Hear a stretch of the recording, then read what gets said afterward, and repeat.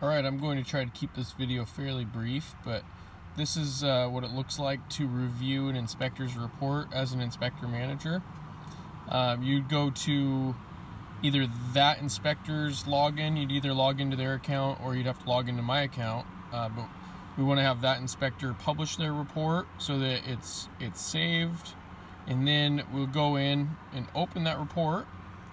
And we just start scrolling through top to bottom looking for all the right things.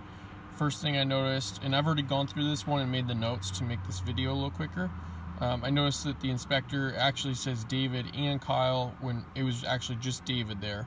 I haven't showed him how to change this yet, so I typed up note. I've got this note going. I typed up this note right here with instructions on how to change that. So it says report review. It's got the date and then the name of the inspector that the report's being reviewed for. That's the first thing, is just showing him how to change what inspectors were on site. And then, yeah, we're just scrolling through, making sure that pictures look good, making sure there's an ICN number, checking all the general notes, making sure there's a start and end time, making sure that there's no double ups of information in here, looking for typos, looking for looking for comments that don't make sense, looking for all the key ones. We know that he was on a manufactured home here, so we're going to be looking out for a few of those specific comments to this type of home. Just whereas if it was a home with a septic, we'd want to make sure that we've got those general exclusion notes or anything else like that. Yeah, I'm just looking at the general notes here. I'm looking at the comments used. I'm looking at how the photos were used. So we've got the tie down note there, the general note there. I did already scroll through and I just noticed that there was no comment in here about the tie downs, and we do have a comment for that. So I made a dude, I was wrong actually. There is the comment, so he got that. So I'm gonna go back into my notes now. I'll go back in here just as I'm reviewing things and make corrections as needed to my review. So go ahead and take that one away. I'm just scrolling back through. We know we've done enough reports, enough inspections by now. We know what these should look like. Again, we got all the general notes. I made a comment in the notes there that this term we used Z flashing. That's not correct. He meant to say step flashing, I'm sure, because that's what he's pointing to, and I don't see any step flashing there.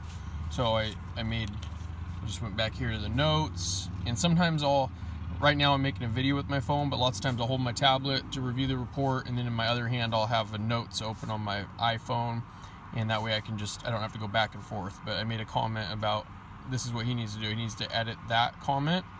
Another comment I'll get to here in just a second. Again, things are looking pretty good there. This is a solar tube. Solar tubes have a plastic cap on the top, and they've got a cover on the bottom, so they actually have multiple covers. It's not a single pane. He used the single pane skylight comment here, although that I see what he was going for. It doesn't really make sense here, so I recommended he remove that comment.